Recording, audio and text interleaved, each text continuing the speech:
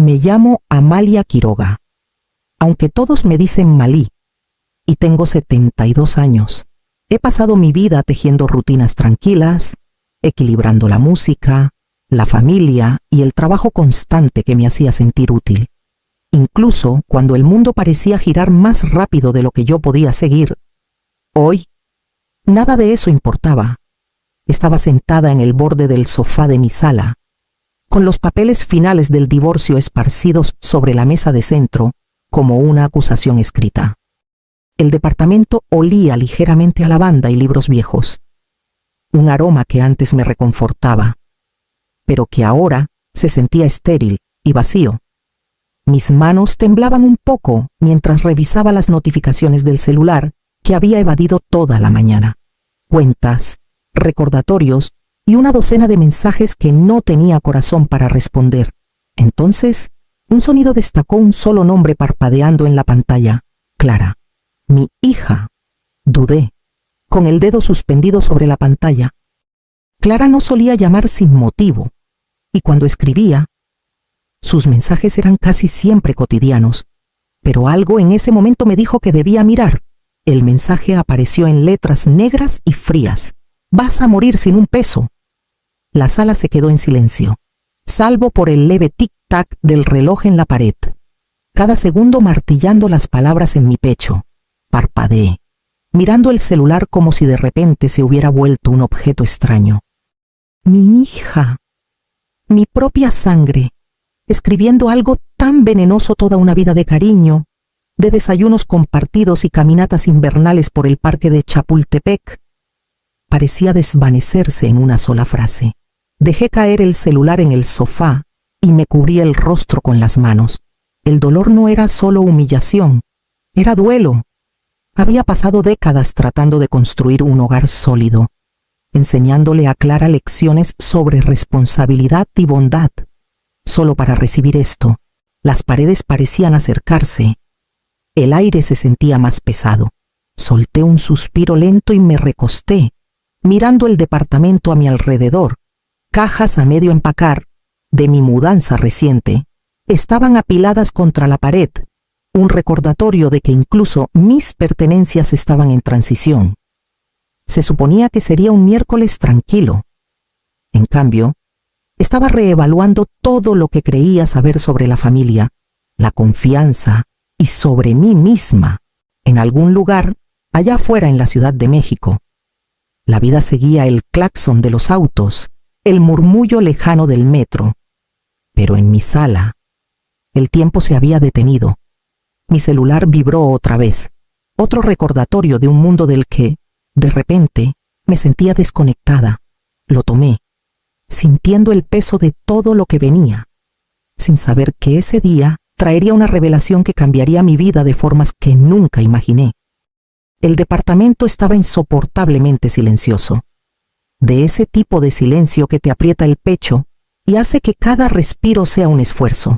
Caminé despacio, de cuarto en cuarto, deslizando los dedos por las superficies familiares, como si el tacto pudiera anclarme a una vida que se me había escapado de las manos. Las cajas apiladas contra las paredes eran un recordatorio crudo de la transición, de finales disfrazados de comienzos. Me detuve en la cocina, mirando el borde astillado de la encimera donde Clara, de niña, me ayudaba a hacer galletas, sus manitas cubiertas de harina, su risa llenando el espacio.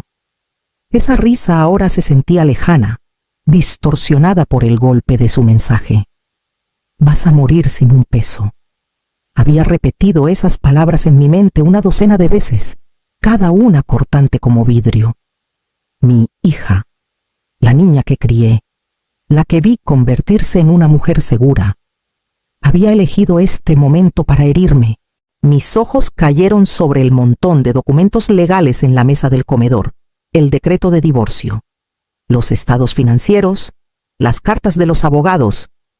Cada hoja llevaba un sello o una firma que validaba mi pérdida de control sobre todo lo que había trabajado el departamento. Las inversiones, la vida compartida que alguna vez pareció eterna. Tomé el decreto, sintiendo cómo los bordes se clavaban en mis dedos, y recordé el día en que entré a este departamento como una joven esposa, llena de esperanza y promesas. Las fotos en los estantes parecían burlarse de mí. Rostros sonrientes de cumpleaños, aniversarios y días festivos llenaban las paredes. Toqué una con cuidado, una Malí más joven, sosteniendo a Clara en sus brazos. Ambas radiantes de optimismo. Ese calor ahora parecía pertenecer a otra persona, a una vida que había terminado mucho antes de que los papeles del divorcio lo hicieran oficial. Me hundí en el sofá, dejando que el peso de todo se asentara en mis hombros. Incluso la luz que entraba por las ventanas altas parecía apagada, gris contra el horizonte de la Ciudad de México. Afuera, la ciudad seguía su curso, indiferente a mi dolor privado. Las horas pasaron en una bruma de movimiento y memoria. Empaqué algunos objetos sentimentales en una bolsa pequeña, dejando el resto intacto. La caja de mi violín, alguna vez símbolo de alegría y disciplina, estaba en una esquina, sin abrir, como si también estuviera esperando esta pausa, este momento de ajuste de cuentas. Finalmente, me recosté, exhalando despacio, dejando que el silencio me llenara. Y me di cuenta de que el mañana exigiría una elección: quedarme atrapada en este dolor hueco o encontrar un camino hacia adelante, aunque fuera incierto y desconocido. Estaba mirando las cajas a medio empacar cuando el teléfono sonó, agudo e insistente. El sonido me hizo estremecerme. No esperaba que nadie me llamara hoy, no con las palabras de Clara aún resonando en mi cabeza y los papeles del divorcio como piedras sobre la mesa. La pantalla mostraba un número desconocido, sin código de área, solo una secuencia de ceros con un 1 al final. Dudé, pero contesté. Amalia Quiroga. La voz era clara, precisa, exigiendo atención incluso a través del altavoz. Soy el coronel Rafael Mendoza, de la División de Recuperación de Herencias del Pentágono. Escuche con atención. Sentí que se me cortaba la respiración. El Pentágono, mi vida, ya fracturada. De alguna manera había entrado en la órbita de algo que no podía comprender. El abuelo de su difunto esposo, Esteban Quiroga, completó una misión militar clasificada en Camboya en 1964, continuó el coronel. La operación, llamada Música Nocturna, permaneció clasificada durante 60 años. Desde anoche se desclasificó. Y hay una compensación pendiente, ajustada por intereses e inflación, de aproximadamente 3.000 millones de pesos. Usted es la descendiente directa autorizada para reclamarla. Las palabras quedaron suspendidas en el aire, imposibles y surrealistas. Mis dedos apretaron el teléfono. No entiendo, susurré. Esteban Quiroga había muerto hace décadas. Su vida parecía ordinaria. Tranquila jubilación, familia, las típicas celebraciones y luchas. ¿Cómo pudo haber dejado algo tan enorme y secreto? Su abuelo hizo provisiones para proteger a su familia y a su país, dijo el coronel Mendoza.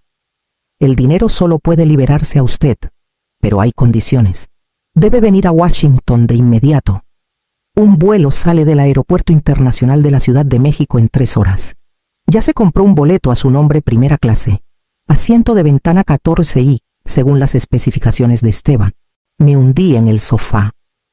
El departamento de repente demasiado pequeño, demasiado silencioso.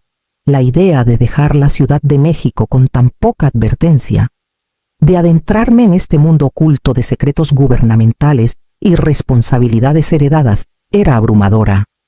Y, sin embargo, bajo el miedo, una chispa de algo más se encendió: curiosidad, un toque de emoción. Los primeros destellos de un propósito desde que el mensaje cruel de Clara aterrizó como una piedra en mi pecho. La voz del coronel Mendoza se suavizó, casi con gentileza. Su abuelo quería que tuviera esto cuando no le quedara nada que perder. Hoy es ese día. Amalia debe estar lista para aprender lo que él sabía. Cerré los ojos, dejando que el peso de todo se asentara. Mi divorcio, la traición de mi hija, el departamento vacío, todo parecía desvanecerse al fondo. Esto era algo más grande que el dolor, más grande que la pérdida. Era una oportunidad para descubrir un legado oculto, para entrar en una historia que me había estado esperando, en silencio, durante décadas. Colgué lentamente. El número desapareció de la pantalla, pero la orden seguía resonando en mi mente. Un vuelo en 3 horas. Los secretos de un abuelo, una fortuna esperando ser reclamada. Mi corazón latía rápido, entre el miedo y la expectativa, sabiendo que mi vida estaba a punto de cambiar para siempre. El vuelo a Washington me dio tiempo para pensar. Aunque mi mente se negaba a calmarse, miré por la ventana el horizonte gris del Valle de México, desvaneciéndose bajo mí, e intenté imaginar a Esteban Quiroga, no como el abuelo tranquilo que conocí a través de fotos familiares, sino como un hombre que navegó por el peligro, el secreto y la historia misma. El coronel Mendoza había hablado de la misión, llamada música nocturna, y al recordar sus palabras, el peso de lo que Esteban había logrado se asentó sobre mí. Esteban se había enlistado en el ejército en sus 20s, entrenado en criptografía, y se ofreció voluntario para misiones de las que la mayoría nunca supo. Mi familia siempre lo conoció como alguien constante, metódico, el hombre que podía sacar una melodía de un piano terco con facilidad y paciencia. Pocos sospechaban del otro lado de él, el que descifraba códigos enemigos en las selvas del sudeste asiático, el que guardaba secretos tan vitales que ni siquiera su familia podía saberlo. Recordé los diarios antiguos que vi una vez, guardados en un baúl de cedro en la casa de mi suegra, páginas descoloridas llenas de una letra apretada y precisa, y notaciones musicales, ejercicios de piano que también eran cifrados. Mi abuelo político había encontrado una forma de codificar información dentro de melodías, un lenguaje de ritmo y tono que ocultaba movimientos de hombres y máquinas por igual. Era brillante y aterrador. El coronel Mendoza dijo que la operación en Camboya había sido tan delicada, tan crucial estratégicamente, que permaneció clasificada durante 60 años. Esteban había sido parte de una unidad pequeña encargada de recuperar inteligencia de un lugar de accidente, proteger información vital y asegurar que los secretos llegaran a manos estadounidenses. Todo esto mientras mantenía una fachada de vida doméstica, una vida familiar que parecía ordinaria, incluso mundana. Casi podía escuchar el eco de las teclas del piano bajo el murmullo de soldados, una melodía mapeada a las coordenadas de escondites y documentos clandestinos. Cada nota, cada composición, un marcador de la historia, una guía para quienes pudieran descifrarla. Sentí un escalofrío. El hombre que había protegido a su familia en silencio, que había sobrevivido batallas en las sombras, me había dejado una llave para desbloquear las consecuencias de sacrificios de décadas. Para cuando el avión comenzó su descenso hacia el Aeropuerto Nacional de Reagan, entendí la magnitud de lo que me esperaba. Esto no era solo una fortuna por reclamar, era un legado, pesado con responsabilidad y valentía. Esteban Quiroga había vivido una vida de servicio y secreto, y ahora dependía de mí seguir su camino cuidadosamente orquestado, honrando su memoria y la confianza que depositó en su familia sin nunca revelar la verdad. El coronel Mendoza me recibió en una sala de conferencias pequeña y sin ventanas en el Pentágono. Su presencia precisa e inflexible. Sentía el zumbido de las luces fluorescentes y el leve olor a concreto pulido. Me entregó un sobre sellado, mi nombre escrito en la elegante caligrafía de Esteban Quiroga. Mis dedos temblaron al abrirlo, revelando una sola hoja que detallaba las condiciones que debía cumplir. «Tiene 72 horas», dijo Mendoza, su tono cargado de órdenes más que de sugerencias. «La compensación solo puede liberarse a usted, Amalia, pero depende de seguir las instrucciones en este diario. Cualquier desviación podría hacer que pierda la herencia por completo». Asentí, intentando asimilar la magnitud de lo que decía. El diario al que se refería estaba en la mesa a mi lado, encuadernado en cuero gastado y con un leve aroma a tinta vieja. Sus contenidos debían interpretarse con cuidado. Explicó composiciones musicales cifradas, notas en clave, coordenadas y referencias sutiles a activos y cuentas que habían permanecido ocultas durante décadas. El plan de su abuelo, continuó Mendoza, era meticuloso. Quería que tuviera esto solo cuando estuviera en posición de entender su valor y su responsabilidad. Hoy es ese día. Ha perdido todo. Ahora debe demostrar que puede actuar con deliberación, ética y bajo presión. Sentí un nudo frío en el estómago. El departamento, el divorcio. Las palabras crueles de Clara, todo palidecía ante la enormidad de lo que debía hacer. Ya no era solo una mujer lidiando con la pérdida. Era una custodia de la historia, encargada de honrar décadas de secreto, mientras navegaba por un camino lleno de obstáculos legales, éticos y logísticos. Mendoza detalló los arreglos de viaje. Un vuelo de Delta salía del Aeropuerto Internacional de la Ciudad de México en 3 horas, boleto ya comprado, primera clase, asiento de ventana 14i, como Esteban había especificado. Mi tarea era clara: llegar a Washington, estudiar el diario, seguir los pasos con precisión y completar el reclamo de la herencia en 72 horas. El fracaso no era una opción. Sostuve el diario contra mi pecho al salir de la sala, el cuero cálido contra mis manos, afuera. Las paredes de piedra caliza del Pentágono brillaban bajo el sol de la mañana, una fortaleza de burocracia y autoridad. Me sentía pequeña ante la inmensidad de la operación y el legado que descansaba en mis manos. La urgencia me presionaba desde todos los ángulos: el límite de tiempo, las condiciones, el peso ético de saber que esta fortuna estaba ligada a décadas de secreto, sacrificio y planificación cuidadosa. Cada paso adelante pondría a prueba no solo mi inteligencia, sino mi carácter. Mientras caminaba hacia el auto que me llevaría al aeropuerto, me di cuenta de que, por primera vez en días, el miedo y la expectativa estaban entrelazados, y ninguno podía ignorarse. El taxi se abría paso por el tráfico matutino hacia el aeropuerto internacional. Pero mi mente ya estaba en otro lugar, vagando por recuerdos que había intentado enterrar. El mensaje de Clara aún quemaba en mis pensamientos: vas a morir sin un peso. No eran solo las palabras, era el momento, la precisión de su crueldad. Siempre había sido aguda, ambiciosa, pero nunca imaginé que podría usar esa ambición contra mí con tanta deliberación. Pensé en las fiestas, los cumpleaños, las mañanas tranquilas cuando hacía hot cakes mientras ella recitaba sus sueños en voz alta, tan segura de su propio camino. En algún momento, el resentimiento creció, sutil y silencioso. Mi divorcio había fracturado el hogar, y ella había llenado los huecos con juicios y palabras cortantes en lugar de comprensión. La había amado con fiereza, pero el amor no me había protegido de su desprecio. Imágenes destellaban ella poniendo los ojos en blanco cuando sugerí un pequeño cambio en sus planes universitarios. La frialdad calculada en su mirada durante nuestra última cena familiar. La forma en que siempre se ponía del lado de su padre en cada disputa, convirtiendo las reuniones familiares en campos minados. Cada recuerdo cortaba más profundo que el anterior, y sentía el familiar dolor de la traición hincharse en mi pecho. Sin embargo, bajo el dolor, una extraña claridad comenzó a formarse.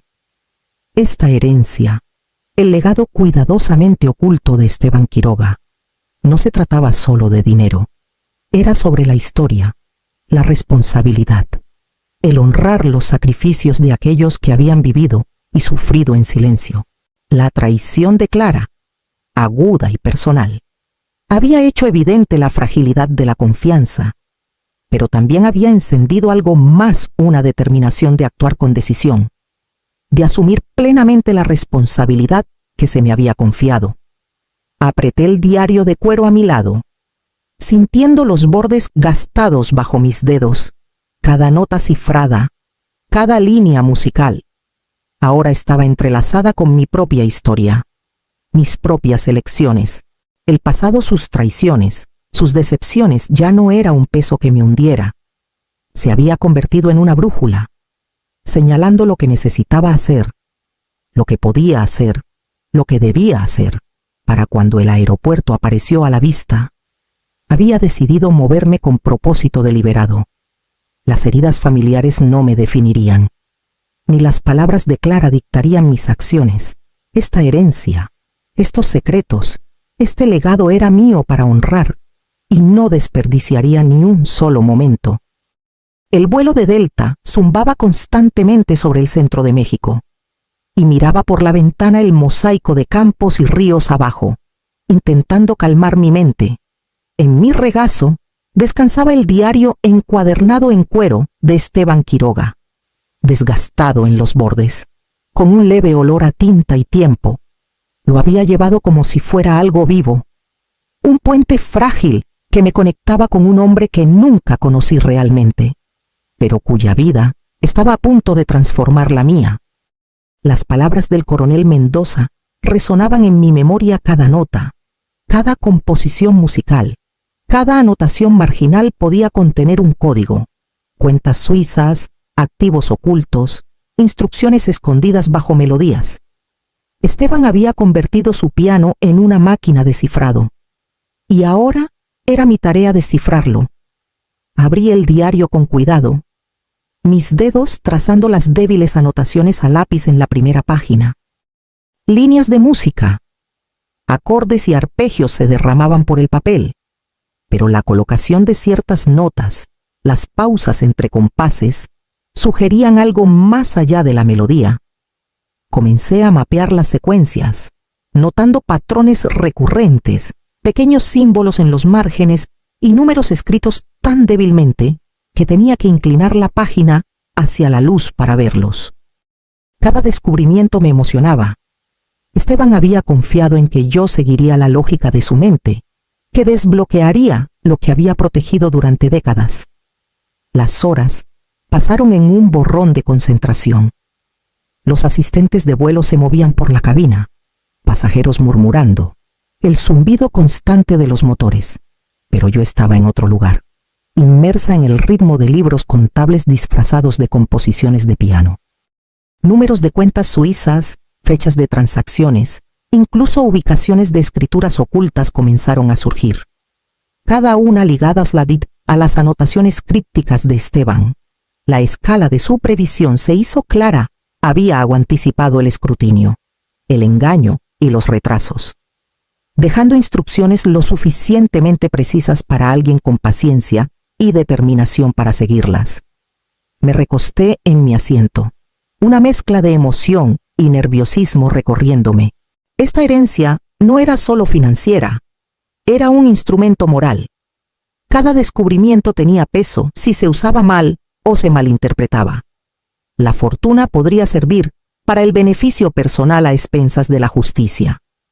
Esteban había creado salvaguardas no solo para proteger a su familia, sino para asegurar que se tomaran las decisiones correctas, alineando la riqueza con la responsabilidad. Para cuando el avión comenzó su descenso sobre el horizonte de Washington, sentí una nueva firmeza. Mis manos se habían acostumbrado al delicado baile de cifrado y melodía. Había comenzado a entender la mente de Esteban, y con ella, mi propio papel en preservar su legado. La ciudad se extendía debajo de mí, llena de historia y poder, pero por primera vez en días, sentí un grado de claridad. El camino adelante era complejo y exigente, pero era mío para navegar, guiado por la sabiduría cuidadosa y silenciosa del hombre, cuya vida me había preparado para este momento. Estaba de pie en una oficina tenuemente iluminada en el Pentágono. El diario abierto frente a mí, cada página un recordatorio de décadas de secretos y sacrificios. Números de cuentas suizas, transacciones codificadas y las meticulosas anotaciones de Esteban Quiroga exigían más que comprensión, exigían juicio. La fortuna que me esperaba podía borrar años de dificultades, pero cargaba con un peso mucho más grande que el dinero solo el conocimiento de vidas afectadas, de corrupción escondida bajo fachadas pulidas. Mis manos temblaron mientras trazaba una secuencia que conectaba las cuentas de Ashford con contratistas cuya negligencia había costado vidas de soldados. La idea de quedármelo para mí, de convertir discretamente décadas de silencio en comodidad, se sentía vacía, pero actuar significaba exponer a figuras poderosas, reescribir narrativas y arriesgar una reacción que podría ir mucho más allá de mí. Tomé un respiro profundo y tomé una decisión. Llamé primero al coronel Mendoza, delineando mi plan. El Pentágono liberaría la herencia a mí como se estipulaba, pero las cuentas suizas, la evidencia histórica y los documentos codificados se confiarían a periodistas de investigación y autoridades legales. Las familias perjudicadas por la negligencia recibirían una restitución. La verdad, enterrada por tanto tiempo, vería la luz del día. Para cuando llegaron las primeras confirmaciones, una sensación de calma se había asentado en mí. Había honrado la previsión de Esteban, su visión para su familia y su país. La fortuna aseguraba mi futuro. Sí, pero más importante aún, se convirtió en una herramienta para la justicia, un puente entre la historia y las consecuencias que había dejado sin atender.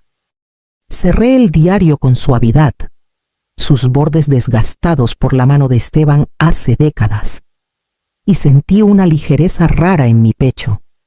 El departamento, el divorcio, las palabras de Clara ahora estaban lejos, empequeñecidos por la responsabilidad que había elegido abrazar por primera vez en años. Entendí que la riqueza sin conciencia no tenía sentido, y que el coraje se medía no por lo que ganabas, sino por las decisiones que tomabas cuando nadie estaba mirando.